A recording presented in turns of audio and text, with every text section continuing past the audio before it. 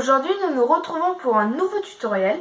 Aujourd'hui, nous allons réaliser une recette bien bretonne. Nous allons réaliser un phare breton au pruneau. Allez, tout de suite les ingrédients, c'est parti. Donc, il nous faudra 150 g de sucre. Moi, j'utilise du blanc, vous pouvez également utiliser n'importe quel type de sucre. 200 g de farine. Vous pouvez bien évidemment remplacer par de la farine de riz si vous voulez faire une version sans gluten. 600 ml de lait, entier de préférence, 4 œufs, 250 g de pruneaux, une gousse de vanille et 2 cuillères à soupe de rhum. Je vais verser le lait dans une casserole.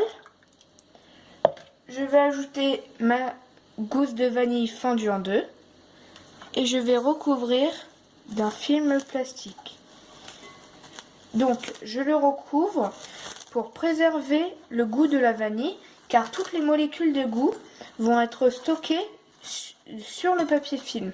Donc, c'est pour préserver un maximum le goût de vanille. Donc, je vais le porter à frémissement. Sur mes pruneaux, je vais verser mon rhum, donc pour le faire macérer, ainsi que de l'eau bouillante. Je vais les recouvrir de papier film alimentaire. Voilà. Dans un cul de poule, je vais verser mon sucre ainsi que mes 4 œufs. Voilà.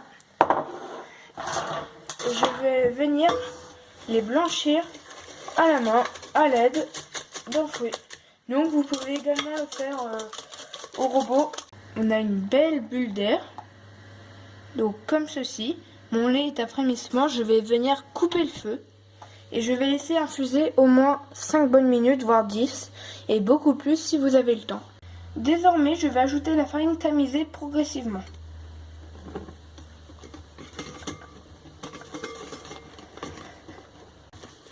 Donc voilà, j'ai bien incorporé la farine. Donc je vais enlever mon film et je vais bien presser. Je vais presser pour enlever toutes les molécules de goût. Non, voilà. Désormais, je vais le laisser refroidir 5 minutes environ. Voilà, mon lait est refroidi. J'ai gratté les gousses de vanille et je les ai mises dans le lait. Et j'ai enlevé les gousses de vanille. Désormais, je vais le verser en filet sur ma préparation. Donc voilà.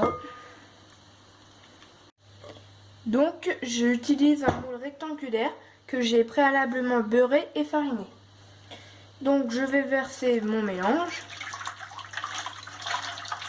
Petite astuce, si vous ne voulez pas mettre de pruneaux dans votre phare breton, vous pouvez très bien ne pas en mettre. Et sachez que dans la recette traditionnelle, il n'y avait pas de pruneaux. Donc, je vais goûter mes pruneaux et je vais les poser à égale distance dans ma préparation. Voilà, donc je les ai bien répartis uniformément. Je vais désormais enfourner 40 minutes à 190 degrés. On se retrouve après cuisson. Donc voilà, mon phare breton est bien redescendu. Je vais démouler, désormais je vais couper une part. Et regardez le résultat, un superbe flan.